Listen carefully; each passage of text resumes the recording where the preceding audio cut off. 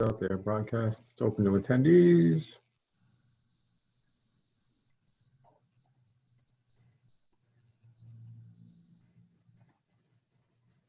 There she is. There she is. Hi. Hi. How is I'm everyone? happy to see you. Were you worried? Well, I was like, wait a minute. What? I don't know what I'm doing. Hold on. I'm glad to see you're not getting attacked by Nerf guns. You look safe. We had that conversation prior to. Hopefully that won't happen this time. We'll see. Sarah, do you want me to have all the attendees come in as panelists again? Like last meeting? Yeah, that worked out just fine. Okay. I forgot to tell them that they couldn't talk during deliberations, but they didn't, so it wasn't a big deal. Okay, I'll let them in now quick. I got 7 of them, or no, 5 right now. Okay, I'm just pulling up the agenda.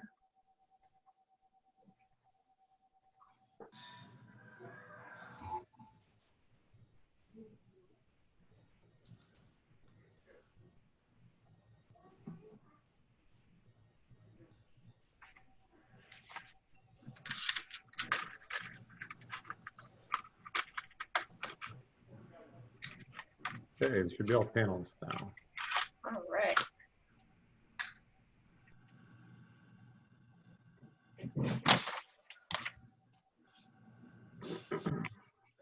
All right, so Peter, refresh my memory. You read our instructions before I call the meeting to order, correct? Correct, yeah. Okay, all right. Whatever. Ready to go? Yep. Oh, we got Okay. everybody, right? Yeah. All right, this meeting of the Historic District Commission will take place in a webinar format through Zoom. The chairman of the commission is Sarah Moriarty.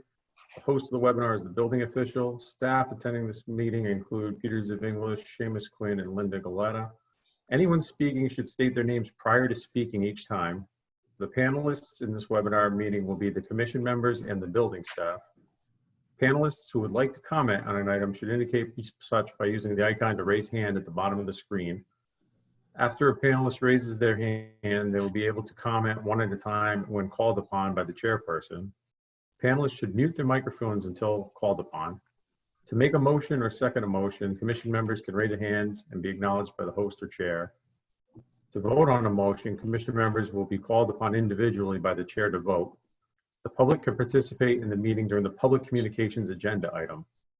The public will be asked to raise their hand during public communications if they want to speak at this time by using the icon to raise hand at the bottom of the screen.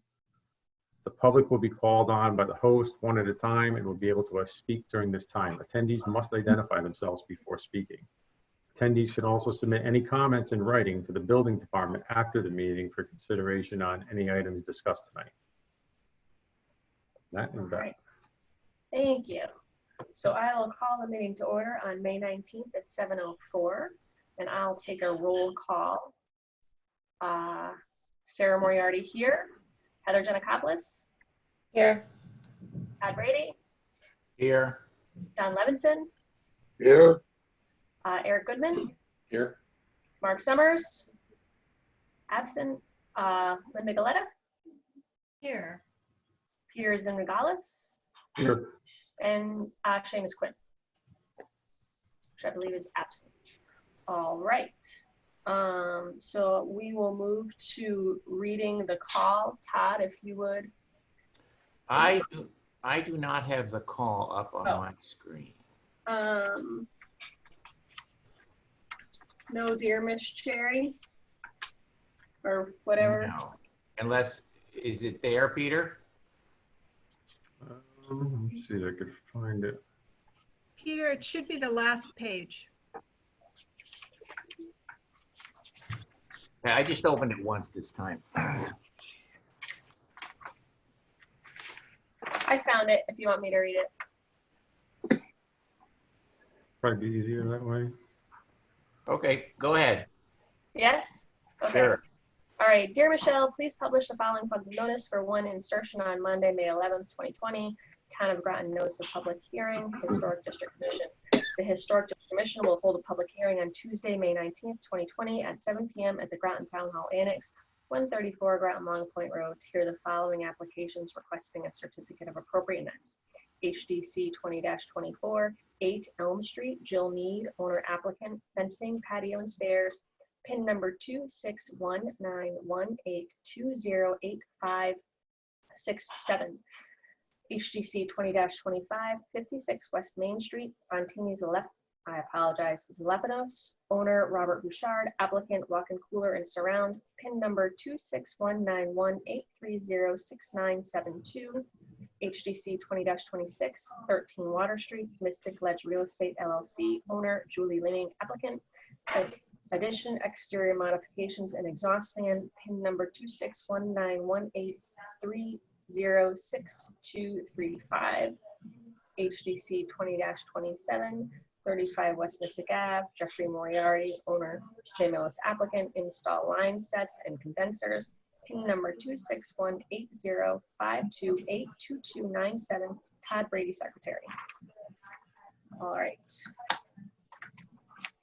So we will open public hearings and call HDC 20-1554 West Main Street, which was continued from our previous application. I do not believe he is in our panelists. I don't see him. Does someone else? I don't see all of the panelists, so. No. No. So, my guess is he's waiting until, There's something to. right, until Shutters and Sales Century 21 gets their application in.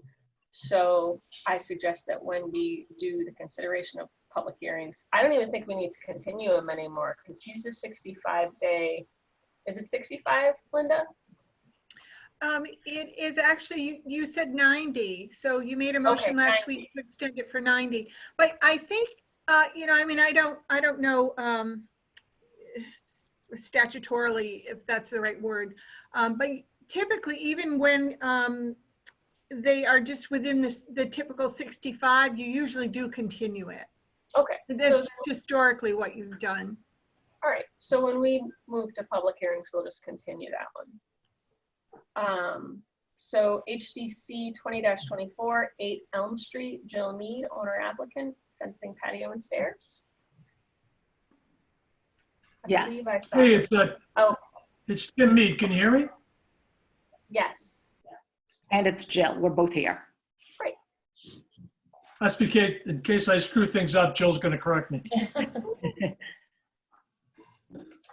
So I think we provided some supplementary material that might be easier to go through. Basically, we're seeking appropriateness to replace an existing fence, extend it slightly for the creation of a small patio off our front deck, and then also to install sort of 3 steps on our side driveway to come down from our side lawn.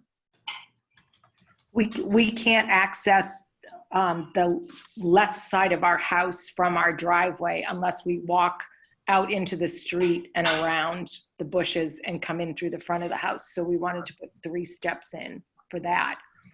And the fencing that we want to do also allows us to come out the door off of our dining room and access the pool and keep it all enclosed. So why don't we kind of go through each of the 3 things that we're asking for to give you some finer detail on what we're seeking. First of all, we've got a kind of aging, collapsing fence in our backyard that surrounds the pool. And we're essentially seeking to replace that with a new fence of various heights. The back will be 6 feet, and then the size will be 4 feet. And as you can see, the type of fence that we're trying to choose is going to be a little bit more durable than the ones that exist there, which are basically wood, probably dating back 10 to 15 years. We've supplied you with the materials that our fence folks intend to put in, as well as look at sort of the styles that we're looking at. The back fence will be 6 feet in height, going back, it borders right on our neighbor's property here. And the side fences will have some spacing in them that'll be 4 feet high, that'll allow both air and light to pass through.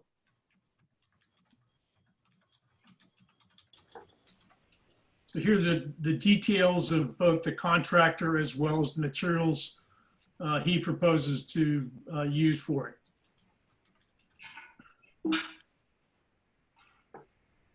So are the heights that you're putting in the heights that you have right now? Yes.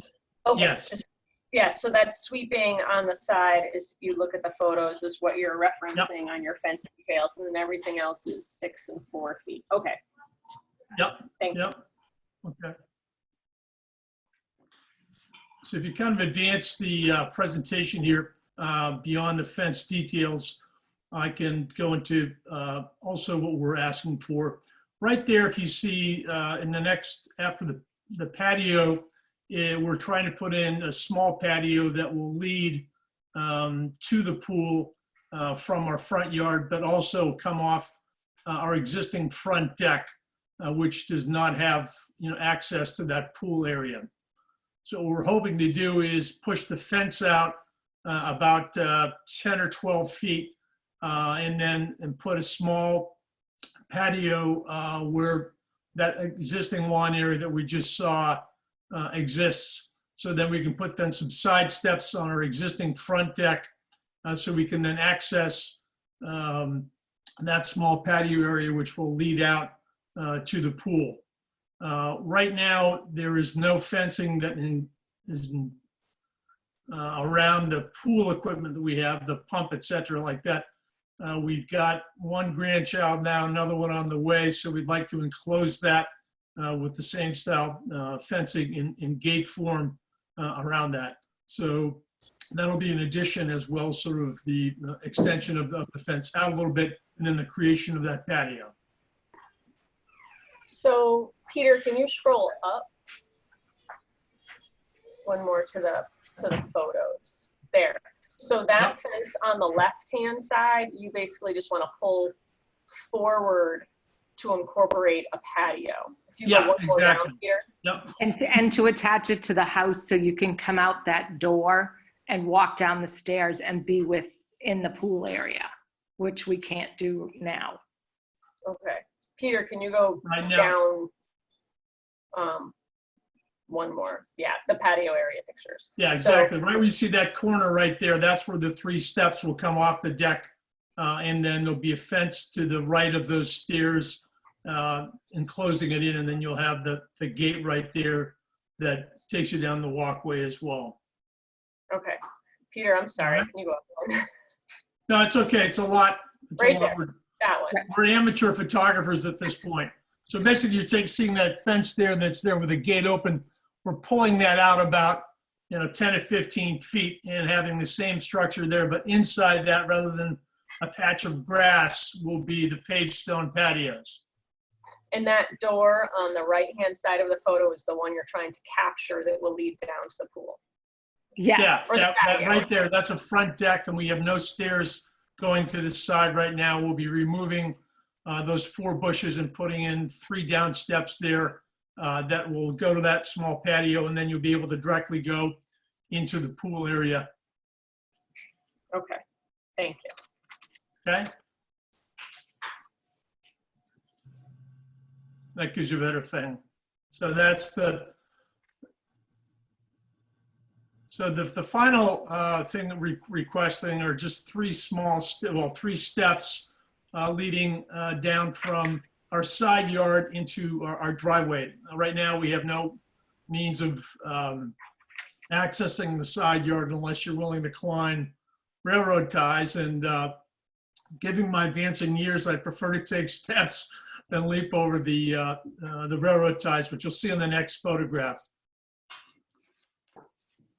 Yeah, see that retaining wall is on the side of our house, and we're just going to cut in 3 steps into that existing retaining wall, and then he's going to sort of flatten out and fix the stones that are right there. He just needs to put some blue dust in those and level those out with, all the rain and traffic. They've kind of, they're not exactly flat at this point. And again, the details of the materials he is intending to use and the size of the steps is right there.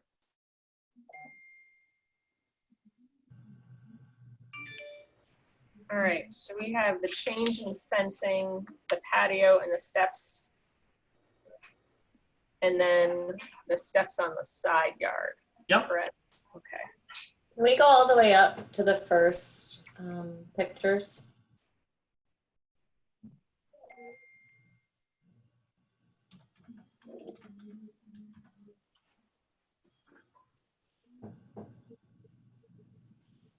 There's openings in the fence now because actually what part of it has, because it was so rotted, had blown down in the storm, which is another reason why we wanted to get this done soon, because you can access the pool with no fencing. This house is right on the corner of Elman Library. Yes. Yes, it is. Yep. Is this Mike, what's his name's old house? The Johnsons, Camilla. Yeah. Yeah. Yeah, okay. I thought so. So Jill has renovated the inside of the house for the past 2.5 years, and we're finally getting to the area where I spend most of my time, which is outside the house for reasons I won't go into on tonight's meeting.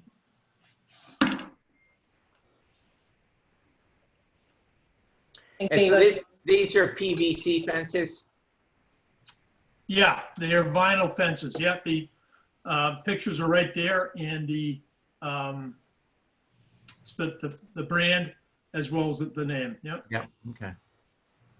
We walked through the neighborhood with an individual that helps us and stuff, and he spotted roughly, 9 fences of same kind of material throughout the area. So it's we assume it's suitable for. Yeah, we've approved vinyl fences.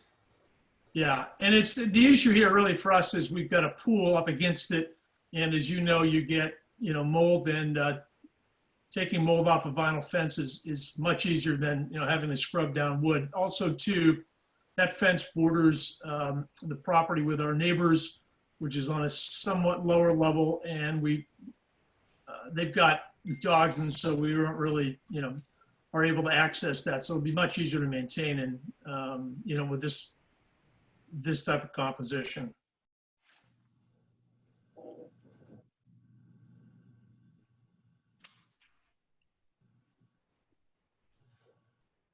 Heather, was there something else you wanted to see? No, Or did you- that was it. Okay. Does anyone have any questions or want further explanation for the application? Do we have jurisdiction over, we have jurisdiction over the patio, do we, or do we? I mean, it's what it's made of? Stairs, because it's coming up, but The stairs are 6 by 6 are basically timbers, but the patio itself, No. I don't think we even, I think it might have to do with its size. it's the height off the ground. Because where we explored this with the driveway on Driveway. Ash, Yeah. because they were Well, raising up. it will match.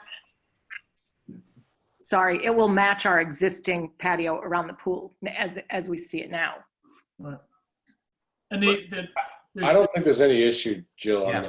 on the thing. I have to just raise an issue, which is, I'm sorry to tell you this, but I don't prefer the use of the vinyl fence products in the district, and it goes contrary to what the current handbook states with regards to fencing. So, Well, our contractor said because of the issue, for example, the fence that we have now blew down in a storm, we can drill in deeper, and then they put the vinyl, I don't know if you'd call them soffits, over. So he said we would have less issue worrying about another fence blowing down again. So that's why we opted for vinyl. and that's probably the case. I don't prefer using vinyl fences in a historic district. And that's my opinion. Yeah. We understand that, 200 years ago, they didn't have vinyl fences, but, given the practicality of it for our purpose, particularly with the mold factor around the pool, we thought it was just a better option for us. And then also seeing, similar product and installations in the district gave us some confidence that we'd be able to do so. And I understand that. It's a historic district. You're in a very prominent location where, I feel that the use of that type of product takes away from the character of that house. And for the last year, we've pushed a lot of people and approved a lot of wood fences, replacing old wood fences. And I just feel that over the past 100 years in this town, we've lost a lot of the original fences due to neglect and people not wanting to replace them, and allowing wood or vinyl ones to come back in that are relatively basic and uninteresting, I think is not a good solution. But Yeah. Well, we think the architectural value of the house built in 1869 pretty much speaks for itself in terms of, how photogenic and historical it is. And certainly we don't need to detract at all from the historic district. I think the house is beautiful. I think the vinyl fence is not appropriate, but I am just one vote.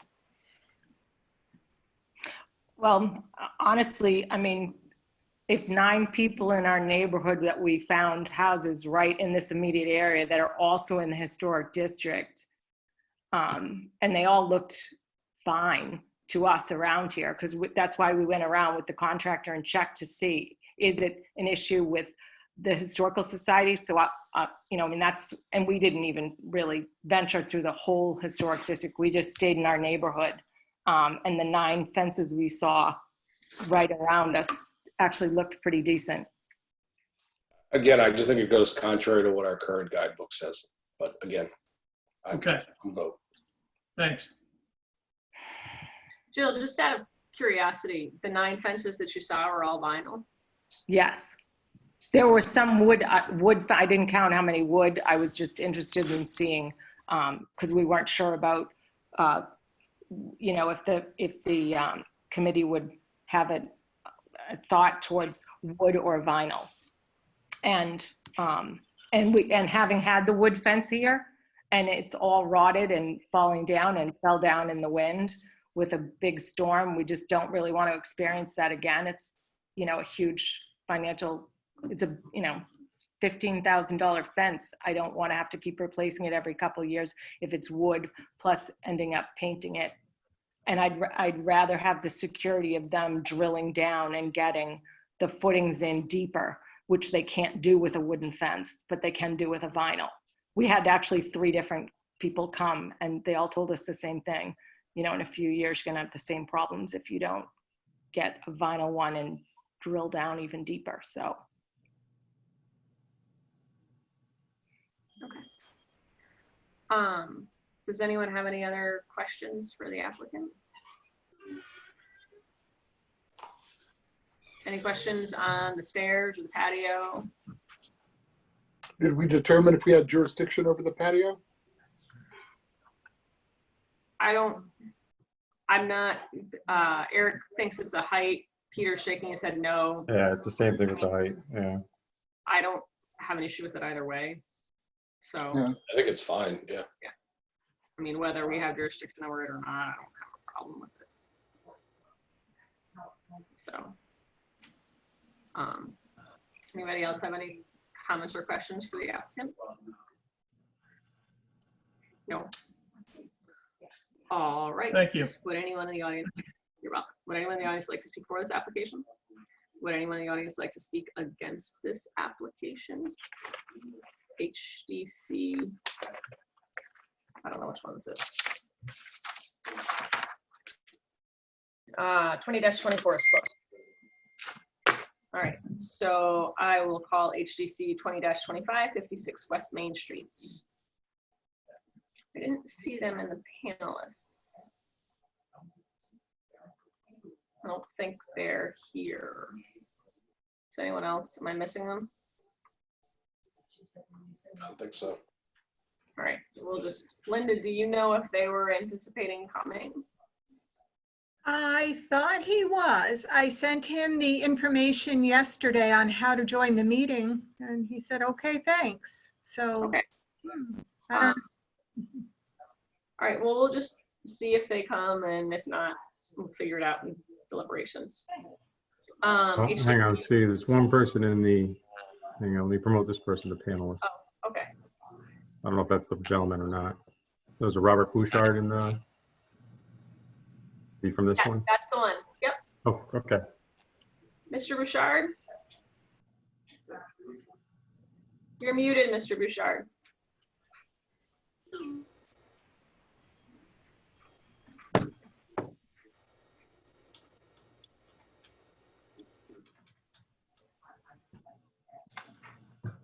All right.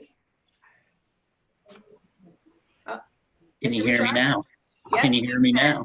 Yep, yep. You have the floor. This is the first time with Zoom over here, so I'm We're all still learning. I'm on the learning curve. All right. Let's see. In the what Mystic Pizza is proposing is to free up some floor space in their kitchen area. Their prep area is super tight, so they're looking to install a walk-in cooler on the Bank Street side with a decorative surround on insulated reinforced slab with a screed. And let's see, I think the build out on that property is at 60% now, and allows, I think, for 65%.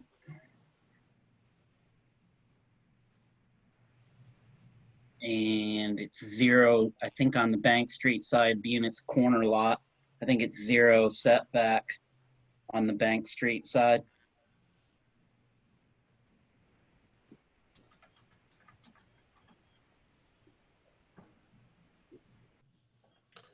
Pictures? The Just so you dimension, know, the zoning piece isn't us, so you could skip that unless anyone else So I wants to. got that. It's just that beginning stuff there then. All right, let me go back to that. gotcha. Thank you, but we don't, it's not anything we have to do with. So Mr. Bouchard, if you go to that site plan where it shows you the Mystic piece, yeah, that one. So where are you putting? That the would walk-in is be,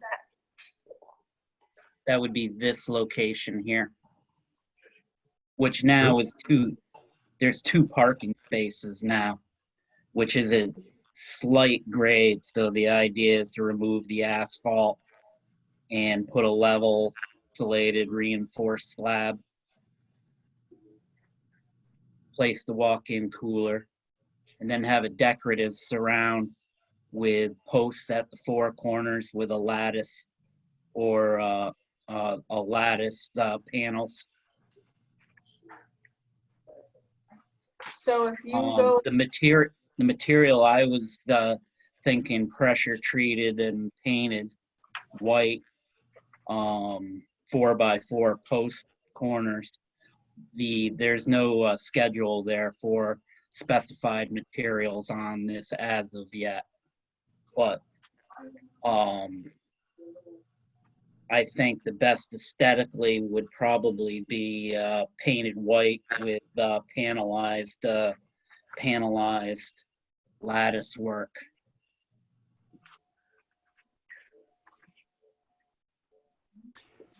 so if And we're Bob, That, I'm that- sorry, yes, go ahead. when I look at that drawing here, what is that line that curves out around? Is that a curb line? This here, Yeah, right there. What is that? that's existing. Existing curb or? Yeah, there's a fence there now. Oh, it's a fence. Yeah, I think the fence ends right. Oh, it's a curb actually. But here it's a fence. And then here it's curb. This section right here is curbing. And this is actually a fence and a retaining wall. Because the elevation changes right here, drops down about 4 feet in this area to the parking lot level. So are there any photographs? I do have a photo, but I would have to, let's see, send it. I don't know if, can I bring it up on Zoom from an email? I don't know. Good question. Let me see if I can do that. I'll be right back with you. Let me see if I can grab that photo. Is there an option at the top here? Let's see, fit to page, blah, blah, blah. Sarah, for the sake of time though, we still need the material list, which isn't provided, and so we're gonna have to continue this anyway. So maybe he could continue it, bring the material list, bring some photos. Oh, I think there's a fair amount that's missing. So, Mr. Bouchard, you gave us a lot of good materials here, but there's some materials that are missing. So if you go to the site plan, the one that shows the Mystic Pizza existing structure, Peter, if you can scroll to that one. I think it was maybe, no, go down. Yeah, that one. So, you know, this shows us where the existing parking spot is, but it doesn't show us the dimensions of the new structure, what's going to be around it. And if you go further down, you show us a type of lattice work cupola structure, but we don't necessarily know the dimensions of that or the building materials for that. So those are things that we're really going to need. So it's up to you, but it might be in your best interest that we continue this meeting until the next one where you could submit those additional materials, because we can't really rule without all of the information. That's fair enough. And only because we had in the time frame that we had, I hadn't had an opportunity to develop a schedule for the exact materials in regards to the lattice surround. And this is kind of an evolving process. You know, do we have pre-application hearings or regular hearings? So it's okay. We just need to make sure that you have a full application so that we can rule on it fairly. So if my commission members can keep me honest here, we need a list of materials, we need dimensions, we need to know exactly where it's going. It would be beneficial on the site plan if we could see the dimensions of the structure. Am I missing anything here? Photos. Well, we need photographs of the building, in particular from the Bank Street side, but in theory, we need photograph from the front, just the street. Yeah. We all know what it is, but. So this will push to the next meeting. I have the photos where you have a 10 by 12 box, and I didn't actually, he has the surround coming a little bit further out than the actual box on the Bank Street side to offer more of aesthetics obstruction of view of the actual walk-in cooler. And then Yeah, we'd like to see the like the wall behind where the cooler is going to go. You said there's a change in elevation. It'd be good to have a picture of that. And is that wall or fencing staying? This here, I was thinking white would be fitting with the structure. No, I think in one of the photos you had said there was a curb and then there was a fence. Oh, there is. So This area here is fencing, and that is actually white lattice now. And then to continue on from this point to the from this corner to the sidewalk is curbing right there. So the lattice fence will start at this corner, come to this point, and then along the front to the front. I think this is the corner of the walk-in cooler. He has the surround coming to this point here. Pretty much the And shaded area. that'll Is the be whole the shaded shaded area that's gonna area. be fenced in? That's the fenced in, pretty much, that whole shaded area. Yeah, I think the fence is gonna end here, though. It's not denoted on this plan, but I think it's gonna terminate at this corner here. How's he gonna get, I'm sorry. how's he gonna get into the cooler from the building? Door is here. The exterior door is here. All right, so This is Bob, the was kitchen. this drawing was done by, who was this, SGN or something? It's in the bottom right corner. Yeah, in the that's title. Steven Nusopoulos, Norwich. Okay, so he's got a section of the post and some of that kind of information, but what Sarah's saying is he needs to detail all the different types of material and really should show, you know, an elevation of the different sides of the structure, whatever. Basically, he just has to give us a complete description so we know exactly what you intend to build and what it's going to look like and what it's going to be made of. Yeah, in the essence of the time that I had to spend on it, I'm not actually sure if would be better to end the fencing at that corner or bring it in a little bit more here to this point. So yeah, I'll work on the details on the surround, and then Just also make sure whatever you present is what you end up doing. noted. Okay, great. So I think you know what you got to do. All right. So we'll push. Do I need to reschedule for the next this Nope, we'll commission just meeting? continue you. Nope, we'll just continue you and you can come to the next one. Okay. All Thank right. you. Thank you so much. Thank you. Yep. Sure. HDC 20-26, 13 Water Street. Hi, should I start? Sorry. Please, yes. Okay. Julia Leeming, I think I'm the only person dialing in right now, representing Oyster Club. And Peter's zooming out. So we just wanted to update you on a few things that have changed since we got approval last October. So Peter, if you zoom out a little bit.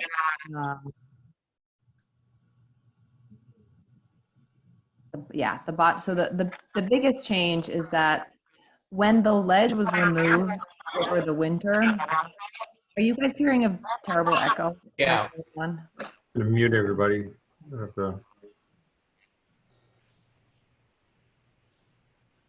Okay, thank you, Peter. So when we removed the ledge over the winter, a bit more came out behind the existing dining room than had been anticipated. And compounded with the COVID-19 pandemic, I think Dan is hoping to take advantage of that extra space and expand the dining room 4 feet towards the ledge. And then for half. Oh, shoot.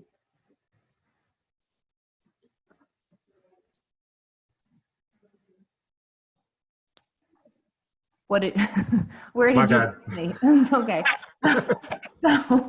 So Okay. you didn't like what you're saying, apparently. Okay, so because we got a little bit more ledge removed from the back of the existing dining room, which is the one that has board and batten on it, which is on the right-hand side of the bottom drawing on this page. And to take advantage of that, and also to allow for the foreseeable future, tables inside restaurants will need to be distanced at least 6 feet apart. So Dan is hoping to take advantage of that additional space and expand the dining room towards the ledge, so away from Water Street, by 4 feet. And then beyond that, by just half of that length for a walk-in cooler, another 6 feet. So you can sort of see those bump outs on the back.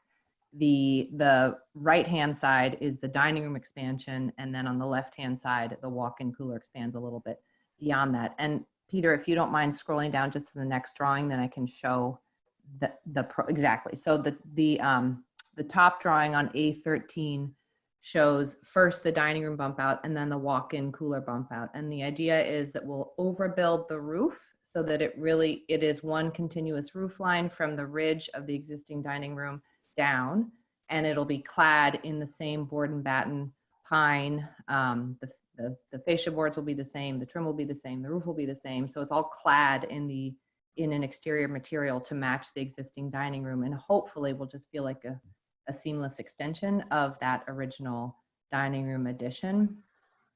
The next piece, I think most of the rest of the changes are just on this sheet, Peter. Above on that same drawing, the windows that have 4/2 that are right above the peak of the dining room gable, the 2 windows there were previously 8 feet long each, and we would like to make them shorter to 5'4". There's been a little bit of interior change to the second floor plan, and those larger windows really weren't working with the smaller dining room on the second floor. So we'd like to make those 5'4" long instead of 8 foot long. And then the skylights at the roof, we told you we were asking to add 2, but Dan would not like to do that anymore. So the skylights, actually, we're not asking for a change there. And I'm sorry that the drawings reflect asking for a change, but this just happened 2 days ago. So on the skylights, we'd like to just leave it the 4 the way that you previously approved.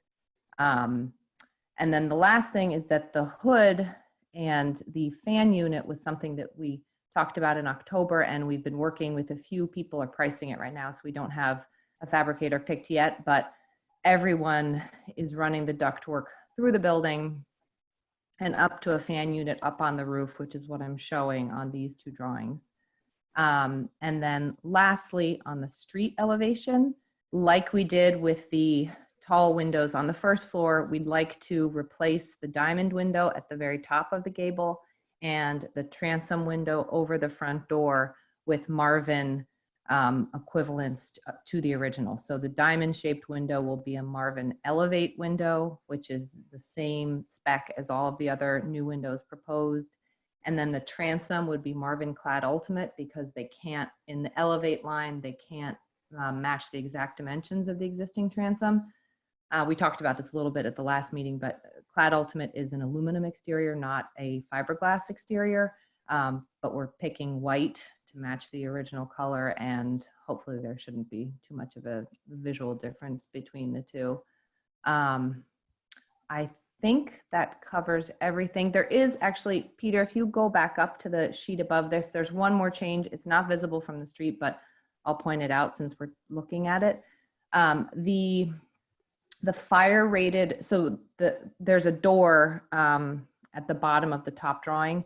That is a fire rated door, so the window had to get smaller. So I previously was showing a square window at the top of the door, but now we're limited to 100 square inches of glass. So that door has a smaller light of glass in it now. But as I said, that's not visible from the street.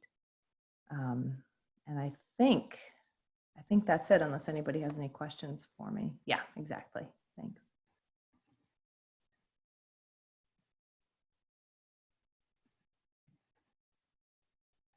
Oh, I think Todd, he's muted.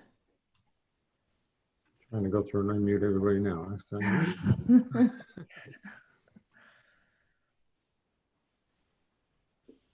Okay, can you hear me? Yes. Right, so in the original approval, there were 2 skylights on each side of the roof, correct? Yes, exactly. Yeah. And you're saying you're leaving it like that, so we should ignore what's shown on the drawing?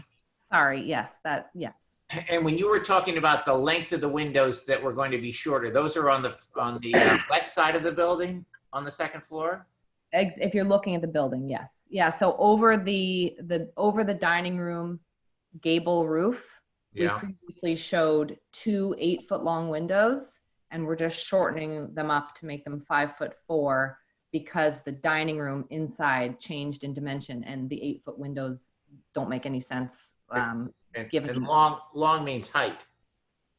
No, long means width. So they are, Peter, do you mind scrolling down to A13?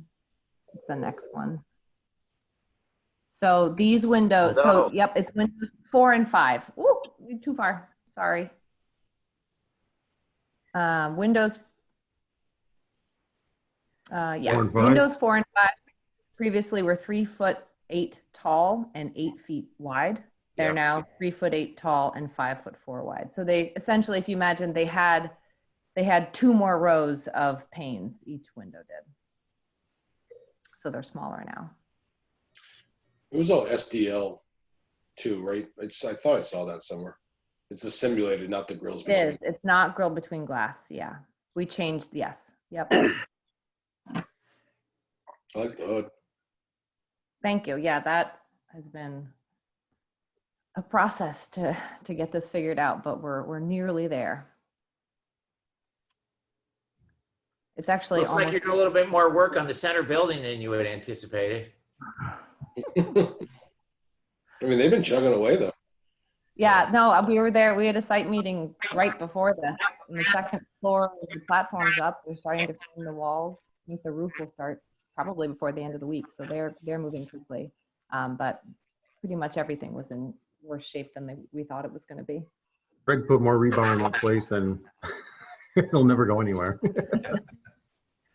No. Oh, and planning and zoning did see this already. And they signed off on the 2 additions on the back.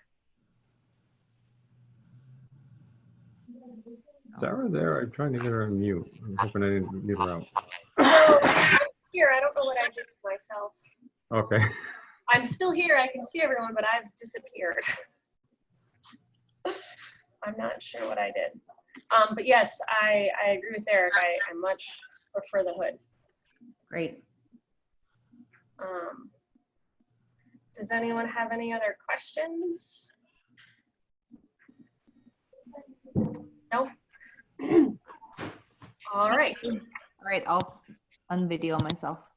Would anyone in the audience speak for this application? Would anyone in the audience like to speak against this application? HDC covered it up. What number is this one? Sorry. 2026, I think. Was it 26? 26, 2020, yeah. 26 is closed. Thank you. All right, so I will now call HDC 20-27, 35 West Mystic Ave, Moriarty residence. Trying to find it here. Let's see. I think Jay Mellis is here. I see his name. Okay. 2027, here we go. How come it's so small? I gotta think about this. Hang on. Oop, wrong way. There we go. Let's see. Yep, Jay's audio's working, so you should be there. Hi, Jay Millis, Millis Heating and Cooling. Can you guys see me? Because I can't see me. No. No, I couldn't figure out video. As long as you can hear me, I guess.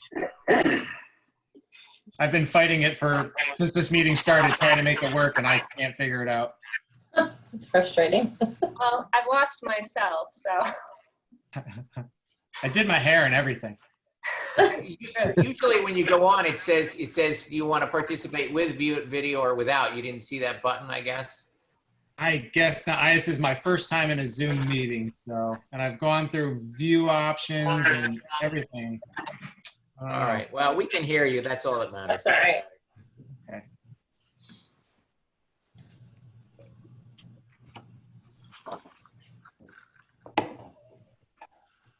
So why don't you go ahead and explain what you want to do? Okay, so I have a homeowner at 35 West Mystic Ave. We'd like to put in 3 condensing units for Mitsubishi heat pump systems in the home. He's got a ducted system going in for the first floor and 2 high wall evaporators for the second floor. There's a total of 3 condensers outside, 2 of which are underneath the deck stairwell, and the other one is on the opposite side of the house underneath the deck.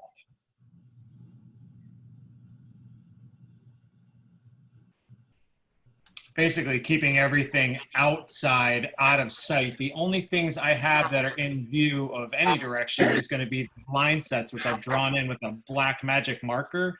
I couldn't really find a great way to illustrate it, but this is a brown house, and the coverings for the line sets are 2-piece brown conduit. It's called a Fortress Slim Duct cover.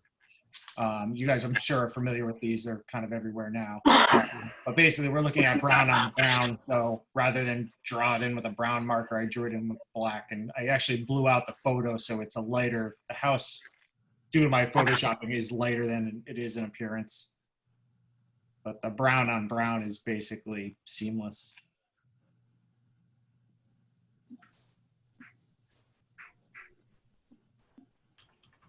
And all that other stuff is a boatload of technical data. Does anyone have any questions or comments? My only question was, didn't they come to us with a whole bunch of other things a while ago? So This would they- homeowner? Yeah. I wouldn't be surprised. This is quite a project house. Yeah, his windows, he was here for the Yeah. windows. Does it go with what he's going to do? Or, I mean, it's not that big of a deal, but I was just curious. Because I thought he was pre-painting it or something. He wants to paint it white, I think, in the end, but I figured for the sake of the board in this meeting, I would do the coverings in brown to match the house aesthetically as it currently is. I don't know when it's going to be painted, and I think the white on brown would just look awful.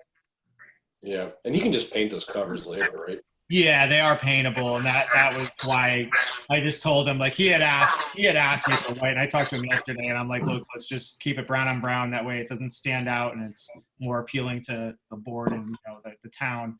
And it's totally paintable, so in the end, it won't matter regardless.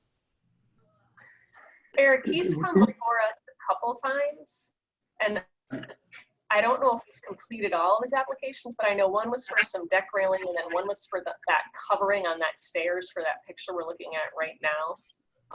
Like some awnings or something like that. He did some front window or door rearrangements as well. I'm not sure in what stages he is of completion. It's very incomplete. I've seen drawings of like his master plan, and there's a lot going on there. Mostly interior from my aspect, but I don't know what he's done or altered for the exterior. I know he still has windows and thoughts in mind, but nothing that's interfering with the placement of any of this stuff. Do we have a site plan of where the building's located? Is that in here? Yeah, it should be. Okay, yeah, there. Okay. So his rear yard is, the backyard is actually a cliff, which abuts 287 Noank Road, which is actually another customer of mine. I'll be meeting with you guys next meeting for him. But, it's a free fall of a backyard. There's really nothing back there. Okay. Any other questions or comments? No? Yep. All good? Hmm. Todd, Eric? Yep. Yeah, I'm Okay. good. I'm good. All right. Thank you, Jay. Would anyone in the audience like to speak for this application? Would anyone in the audience like to speak against this application? HDC 20-27 is closed. So we move into deliberations. Let me just find my sheet.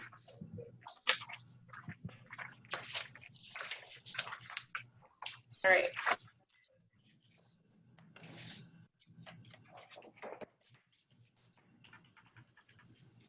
Sarah, we just lost you.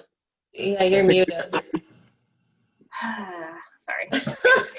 I I There you sound are. All right. Do we do this in pieces? Pardon? Is this 3 parts? I'm not sure what you mean. I'm sorry, you haven't called it yet. Go ahead. Oh, okay. So we'll move into deliberations. HDC 20-15, 54 West Main Street, Chris Board with System Mortgage moves signage, which I move to continue. Second. I'll do roll call. Sarah Moriarty, aye. Eric Goodman, Aye. Heather Gunakopoulos, Aye. Don Levinson, Aye. Todd Brady. Aye. All right, the application is continued. HDC 20-24, 8 Elm Street, Jill Mead. This is the fencing, the patio, and the stairs. Comments? You know my opinion on the fencing, so I'll leave it at that. I was surprised that there were so many vinyl fences in the historic district. Well, 9 out of how many? I don't know if that's a lot. And they could have been existing prior. It's just a prominent house, prominent location, and I think everything else in the application is fine with the exception of the fence. I think a wood fence of the same look would be fine as well.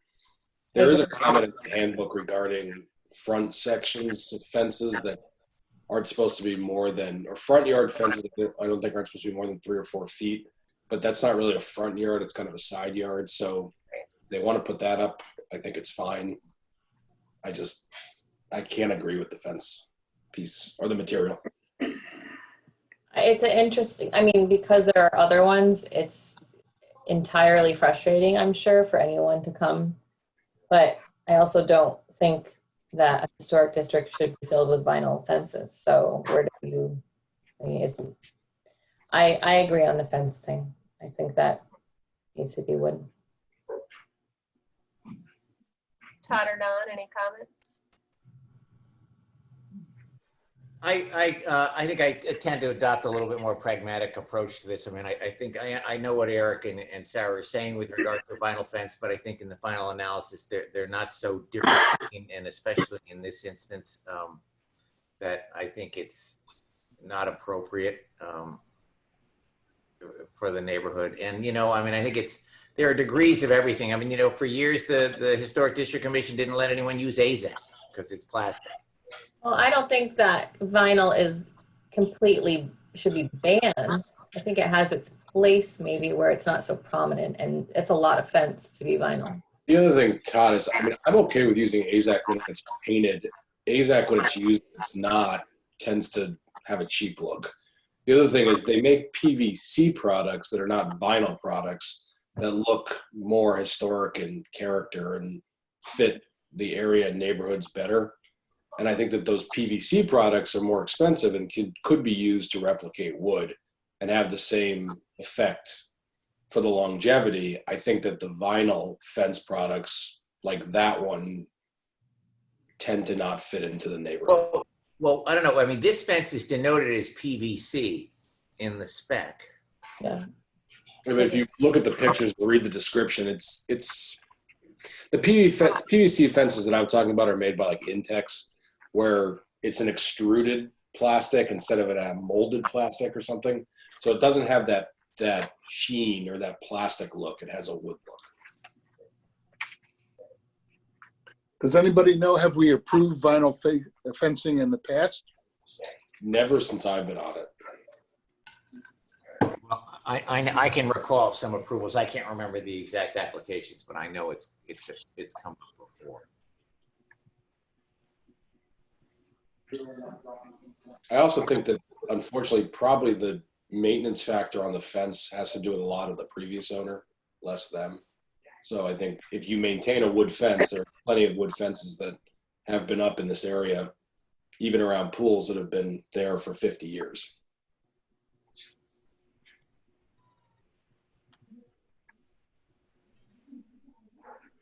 Okay.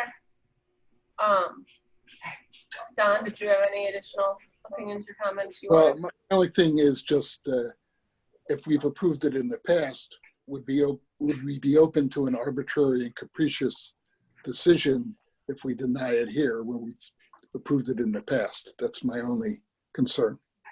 Well, I don't think necessarily that if you've improved it in the past, that you have to approve it always going forward. It's a rotating group of people voting on something with different opinions. So I don't know how you would, just because one thing was approved, how you would ever maintain that for the duration of time.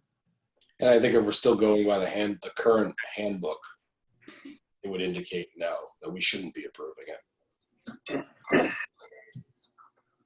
I also Which I think we need to deal with, but that's another issue. Can I ask a question? Does the current handbook refer to it as a guideline or a actual rule? Because there's a difference between guidelines and rules. so. Two things, and I apologize in advance. One is that they're guidelines, and two, I should have said this at the beginning, and I apologize. We have to close comments during deliberations. Okay. Sorry, my bad. So going back to what Don was saying, I don't think that just because you've approved it in one place means you have to approve it everywhere else going forward. It's a case-by-case determination of what you think fits and what the location is, and a large number of other contributing factors to the application. That's a big piece of my commentary too, is I think if it was buried in the back of a lot somewhere or used around a pool enclosure just for the pool equipment, I think there's some leeway into it, but you're running it directly across the front of the property, down another side that's visible, back that's visible again, and then directly across the front, across from the library. I just don't think it's fitting. Does anyone have any other comments or concerns before I call a vote? Nope. Okay, I think that it's prudent, only given our comments. I think I'm gonna, so long as Peter, you think that it's okay, I'm gonna call it in pieces, just because I think that the voting will be different. All three parts and each individual one, three component. Right. Okay. So long as you think that that's okay. That's whatever you got. As long as you guys, if you want to choose it, yeah. Now I have to find their application so I can do it correctly.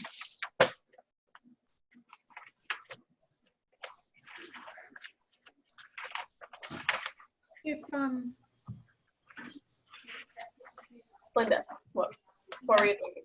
I'm trying to think how, so some other times where based on comments, there was a concern, rather than the applicants were given an option or requested to perhaps withdraw a piece of the application. That's a good point, Linda, because if we vote no, they can't come back for the fence for 6 months, 9 months, A year. a year. So That's what I was thinking. But is it, even if they change the composition of the fence or whatever they're planning to do, they can come back, can't they? New application for a new product. Application, yeah. Oh, yeah, maybe. Okay. Right, I was It's just. not foreclosed from having a fence for a year if it weren't approved. right. Okay. Okay. All right.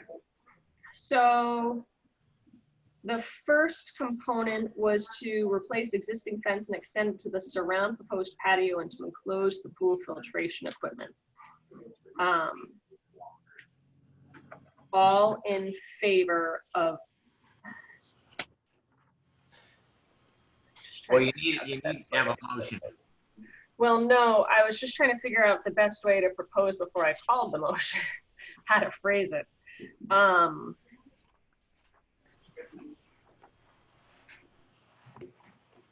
do you want to just give them the option of changing the fence material or coming back on that piece? Well, I mean, I don't know how everyone's going to vote, so I guess we can give them the option. It could be approved, it could not be approved. So let's move to Then they Let- can't start working on the rest of it until they come back for the fence. Come again, Peter? I said, then they wouldn't be able to start on the rest of the project until they got the fence approval. Because they'd be coming back on the whole 3 parts. Well, that was my question is if I mean, I don't think anybody has an issue, and I don't mean to speak for all of you, but anybody has an issue with the patio or the driveway steps. And I don't think anybody has an issue, again, with extending the fence. I think that some commission members have a concern over the material of the fence. So we can give them the option of discussing that now if they want to change it, but they might not have had the research that they want to do, or we can move forward with the things and see how the vote goes. I don't think that that would stall them because they could still do the patio and the steps depending on how we voted. Am I mistaken here? Let's open the public hearing again and let the applicant make their comments, I think is probably the best way to go. Okay, just allow both of them to talk again. Yeah.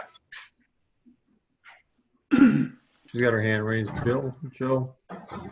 Sure, can you hear me? It's Tim Mead. Oh, Tim, yep. Yeah, sure. So I think we just want to see where the vote is in these 3 parts, and then we can sort of then determine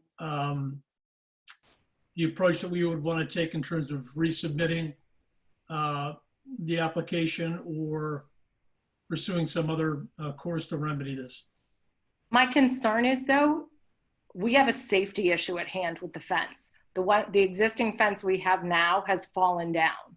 So, and the fellow that lives behind us has 2 pit bulls that will have access to our house. Right now, we're blocking it with chairs and hoping for the best. So I'm not comfortable waiting another month or 6 weeks to make a decision on whether we get a new fence or not. I mean, we have safety issues that concern us. So, Can't they fix that without the approval? no, we've already asked. It's the whole system is so rotted. And the fellow that lives next to us has a lot of vine issues, which will continue to rot the fence again. We've had ad nauseum amount of people look at this and try to figure out how we can best fix this issue. And they've all said the same thing. If you put up a wooden fence along the house that sits on Library, that solid piece, the vine issues there will also rot out once again in a few years, and you'll have to replace the fence. And I also feel like, quite honestly, I'd rather we not be the start of not approving vinyl fences, because the other issue is it costs thousands of dollars to paint a wooden fence every year. So if we put up a wooden fence, we're likely not going to paint it for a couple of years because we're going to have to spend a lot more money to put that up.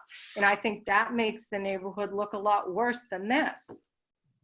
I mean, people are putting up widows' walks with ASACs and everything else, and they're not really in keeping with the historical part of the neighborhood, but they're going up for whatever reason. I just, ours is aesthetic and it's a safety issue.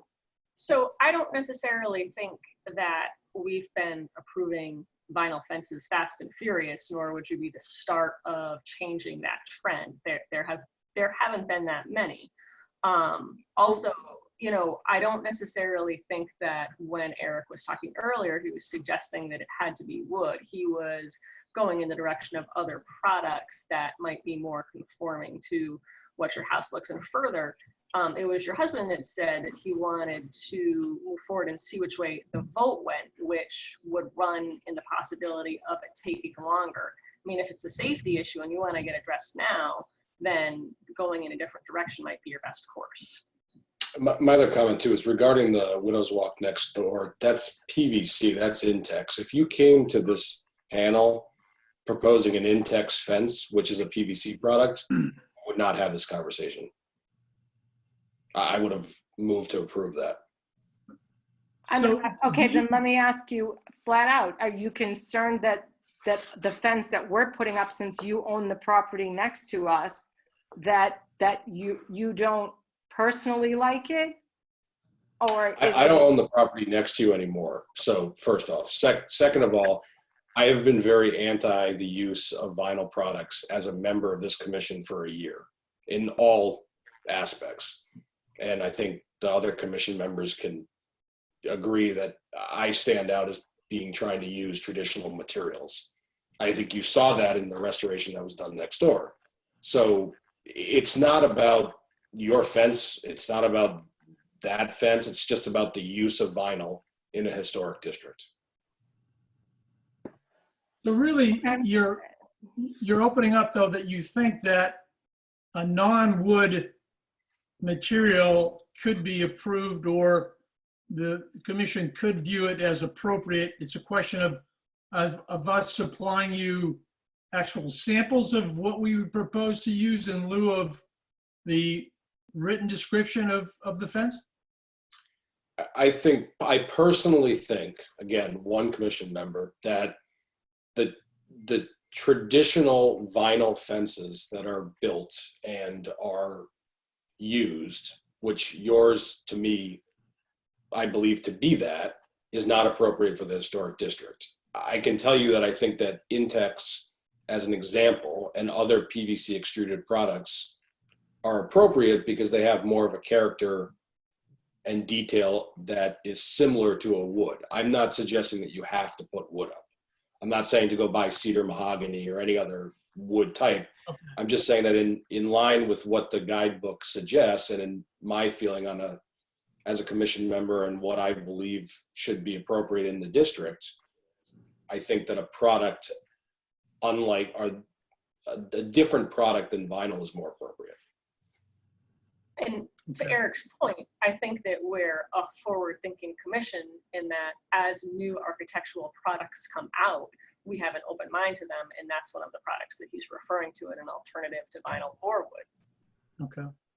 And this group has never approved what you're asking for. So that's not something we've done across the board. Like, we haven't had a fenced in yard like that much of the same in that capacity at all with this particular group. I mean, previous commissions would have never allowed you to do anything, period. They would have said repair it, leave it. That's not what we're suggesting. I'm just. And I'm who knows, maybe Sure. all the fencing that's up in the neighborhood, people just replaced fencing and never even, I mean, honestly, it never occurred to me that we would have to even come to the commission. We were replacing fencing for a pool area. So we didn't even realize we had to. Maybe everybody else in the neighborhood just did their fence and never even came before you. Who knows? It's hard to say. I would be interested personally just to even know where those other fences are and if they were approved, but that's. I honestly have the addresses if anybody wants to know, written down. But that doesn't, I mean, given the commission's going to do sort of what it seems to be fit now with not disregard, but precedent doesn't seem to be as important here as it's sort of a rule of law.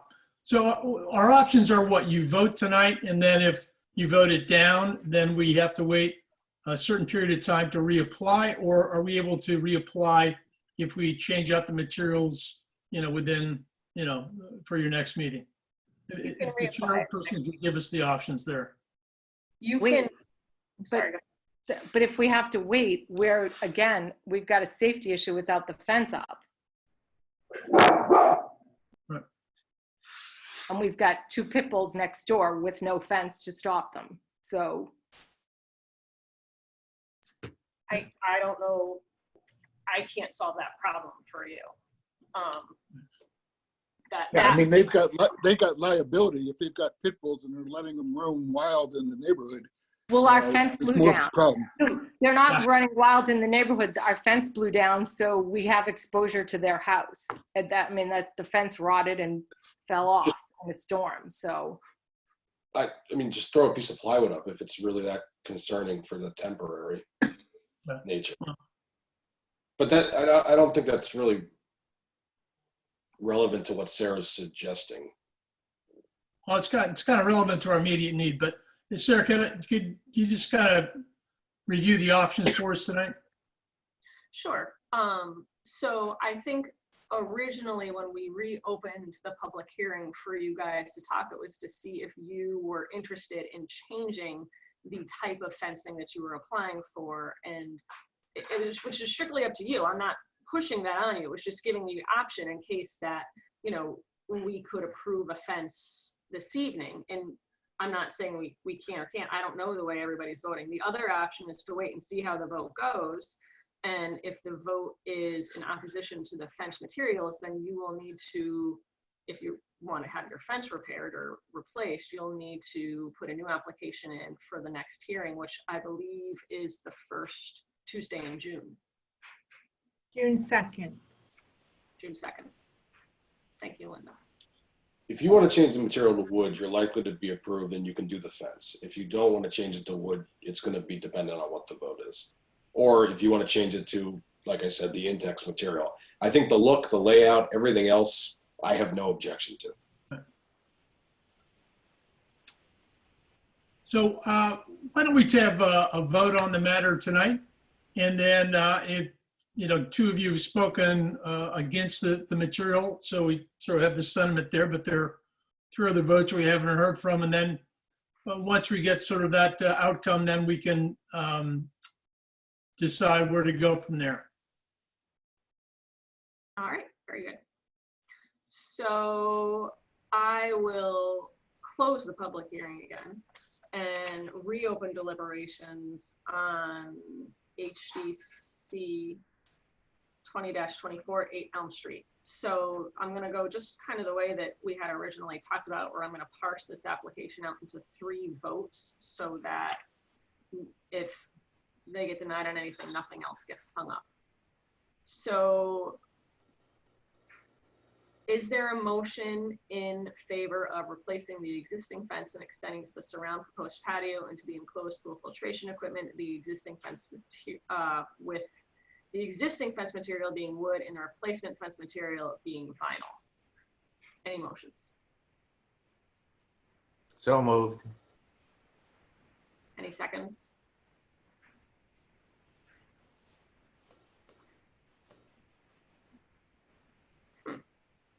I move to deny.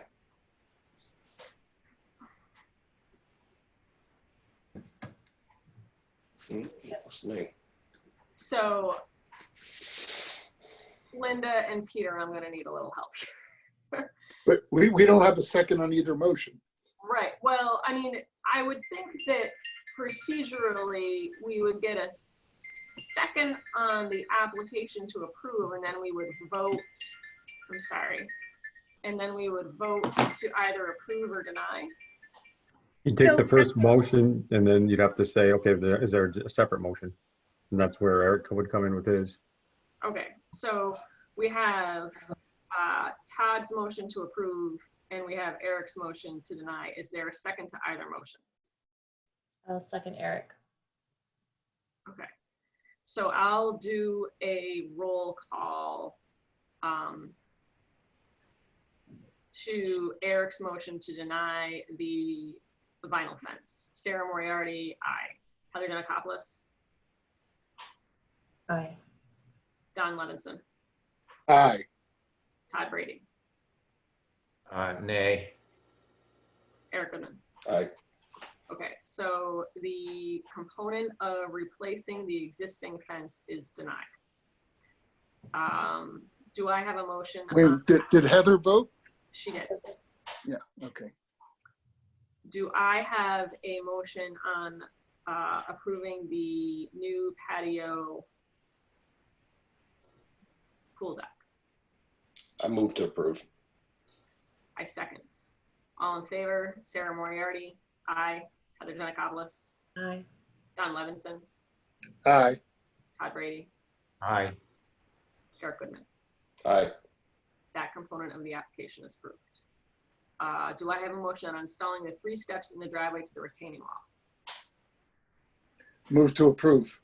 Second that. Sarah Moriarty, aye. Heather Denakopoulos, Aye. Don Levinson, Aye. Todd Brady, Aye. Eric Goodman. Aye. That application, that component of the application is approved. All right. HDC 20-2613 Water Street, Mystic Ledge Real Estate. This was the addition to extend the dining room and changing the two windows, the square window and then the little window above the door, moving the hood in the back. Are there any components of that application that I'm missing? Sorry, I don't have it in front of me. Little window, but that's not relevant, I don't think. Oh, the back window on the door. Does anyone have any comments or questions on that application? My comment is I am very pleased with where the hood is now. So that was a hang up for me before. I think the addition's minor, and I think it still goes in character with the rest of the overall reconstruction. You don't really notice it all that much. No, it looks good. So, anybody else for comments or discussion? No. All right, do I have a motion to approve? Motion to approve. Second that. All in favor? Sarah Moriarty, aye. Heather Janakopoulos, Aye. Don Levinson, Aye. Todd Brady, Aye. Eric Goodman. Aye. Motion is approved, or the application is approved rather. HDC 20-27, 35 West Mystic Ave, Jeffrey Moriarty, owner, applicant Jay Millis. This was the line sets for their HVAC of that particular house. Any comments or motions? Move to approve. Who seconded that? Was that you, Todd? No, well, I don't know. I can second it. Fine. Todd, you're in the dark. I know, it's getting darker by How every. are you, So Don? are you, Don? How are you doing? Oh, so am I. People in glass houses, I guess. Okay, Did you catch who first and who seconded? I did not. All right, I think, Motioned, I second it. I moved it. okay. Okay, thank you. All right, Sarah Moriarty, aye. Heather Janakopoulos, Aye. Don Levinson, Aye. Todd Brady, Aye. Eric Goodman. Aye. The application is approved. All Did right, you do the continuation of 56 West Main? no, I skipped right over that. Thank you, Linda. I move to continue HDC 20-25, 56 West Main. This was the walk-in cooler and surround that we were lacking some materials on. Second. All in favor? Sarah Moriarty, aye. Heather Janakopoulos, Aye. Don Levinson, Aye. Todd Brady, Eric Goodman. Aye. The application is continued. What, we have to move to continue that sign one too? We Or, did do that one. That was the first one I did. you did? Yep, the mortgage moves one. Unless I did it in my head and didn't say it out loud. I think you did it in your head. Yeah, I don't remember. Linda? Hold on, I will tell you in a sec. I said it all in my head. Well, you sort of did it during the public hearing, but we didn't actually vote on it. No, Sarah and Heather did the motions and you all voted. Yeah. Yeah. Yeah. Crazy. Losing your mind. Quarantine. All right. So I don't believe we have, well, do we have pre-application hearings? I see Mr. Falco in our screen here. I believe he was the one working on the Hardesty project. Yes. I don't know if he is planning to do a pre-app. From what I understood this afternoon, he just wanted to get used to the Zoom meeting. Oh, okay. All right. Mr. Falco, I don't want to breeze over you if you have anything to say. Otherwise, I'll just move on to the rest of our agenda. Well, I did submit a bunch of stuff late, and Linda actually helped me greatly with that, so I appreciate that. But yes, I do want to learn the Zoom. I did wanted to see if anybody had a chance to look at anything, so I could be well prepared for next meeting, where I believe it is going to be on the agenda. So for this, and Linda, please correct me if I'm wrong here. So for this meeting, the only items that we were able to see is what was for this particular meeting. And in this coming week, Linda will upload and make visible all of the information that you submitted. And I'll try to go through that to make sure that we have everything. And if anybody else wants to go through it, they're more than welcome to.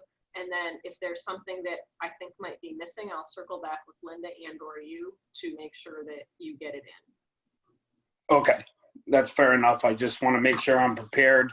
Like everybody else, this Zoom is challenging for a non-tech guy, but I appreciate you guys' patience and working with me here. We're all learning here. Yeah. Yeah. All right. Then if that's all, I'll move on to ask Peter if there's any public communications. Jill needs hands up in the attendance still. I don't know if you want me to let her unmute her. I don't know if it's just there or not, but No. I'll unmute it quick if that's all right, or if you want me to. Okay. She should be available right now. She's there.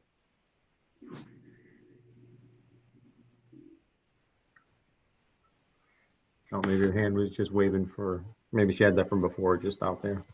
All right. I think she Oh, just. no, yep, she just went. All right. I did have something to bring up. I was going to show with the COVID-19 status and everything, with all these restaurants that are trying to survive in this environment. I did run into Pizzetta putting up a sign on the outside. It could be considered temporary, I guess, so we could consider it that way. I put up a couple pictures. Let me see if I can get the pictures. That takeout in the back sign. Yeah. Yeah. That's it right there. So I was talking to Brent, I believe that's his name, and I explained to him I was going to be at the meeting tonight. I was going to bring it up and discuss how we wanted to move forward with these type of makeshift signs, if we wanted to actually enforce it, or we're going to consider them temporary and go 90 days and let it go with that, or how do you guys want to handle these? So I'm sure that we're going to get a bunch of these coming up with the current situation. So the way that I have been understanding it and navigating through all of this restaurant stuff is that they are required to put out specific signage, not regarding takeout, but specific signage with regard to how they're prepared to manage and protect their customers and staff. The first one I saw today was a sandwich board out in front of AJ's, and you know, this is what they have to do. Now, obviously, a sandwich board is clearly temporary, but you know, I think my take on it is with these particular signs, until the restaurants are able to operate like they were 10 weeks ago, that we would just let these go. Okay, I just wanted to get to know how to handle this moving forward, because I'm sure I'll get much of these, you know, a bunch of these coming up. You know, because my position is they're temporary, and if they're still up whenever life resumes to normal, then you know, we can reach out to Zanarini, I kill his name every time. Tom Zanarini. Thank you, and have him send a notice of violation letter. But I Right. think that at this point, I would just, my opinion would be to wait until that happens and see what happens. Which I'm fine with. If the commission's fine with that, that's. Yeah, I think it might be something really obnoxious. I don't think it's worth. I mean, they're trying to do what they can to stay in business. Survive, yeah. Yeah.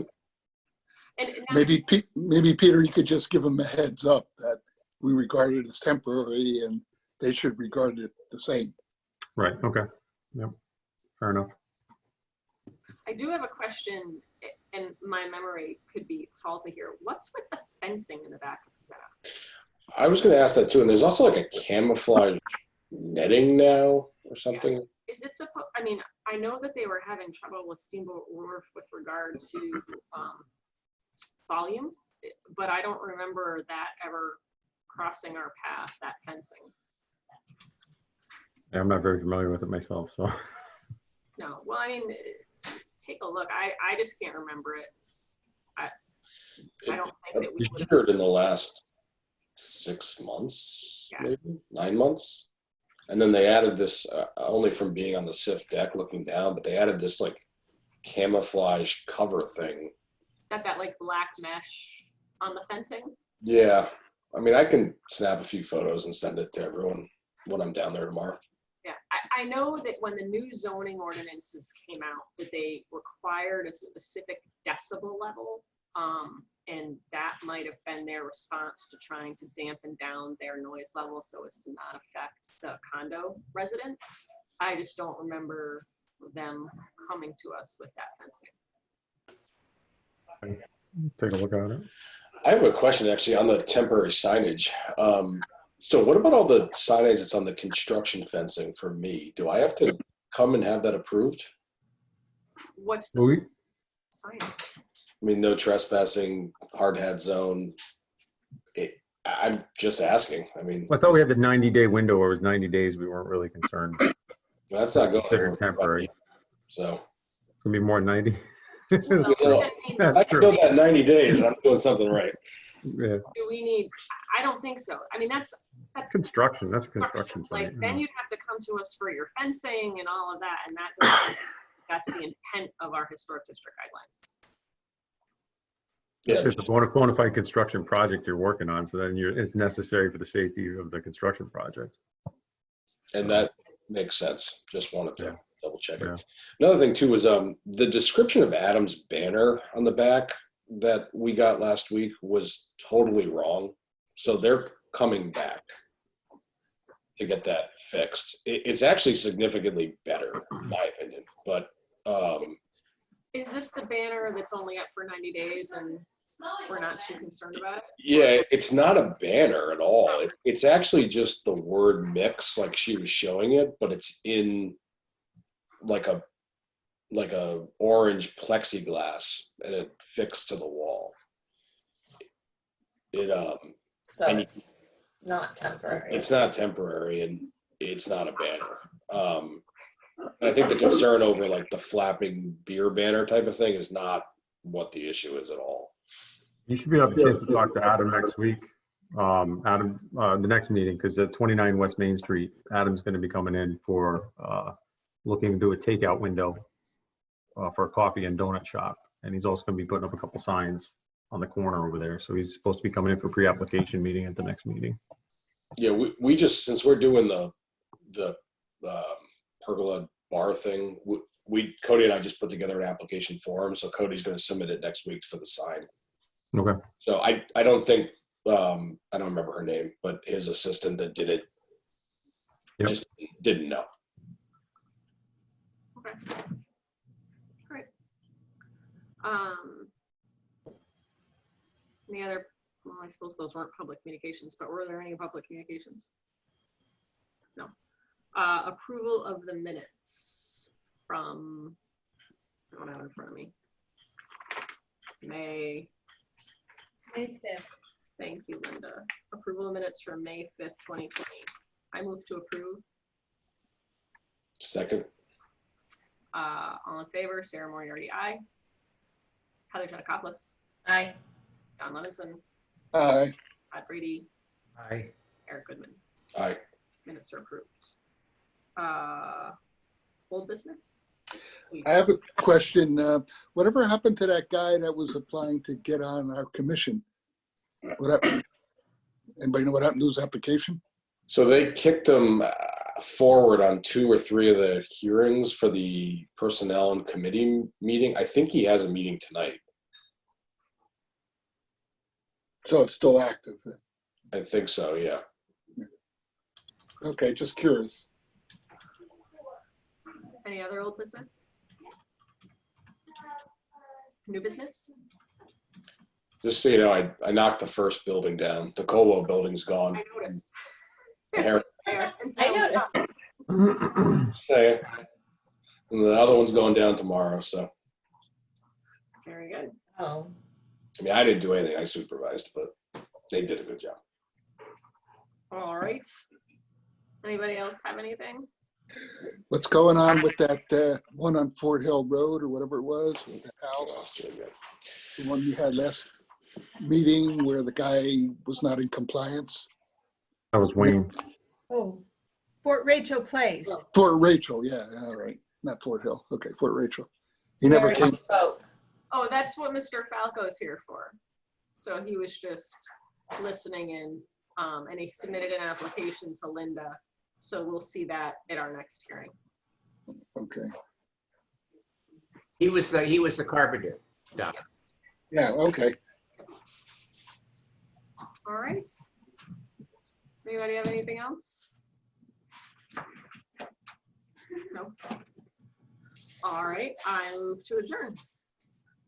All Second. All right, good night, everybody. right. Night.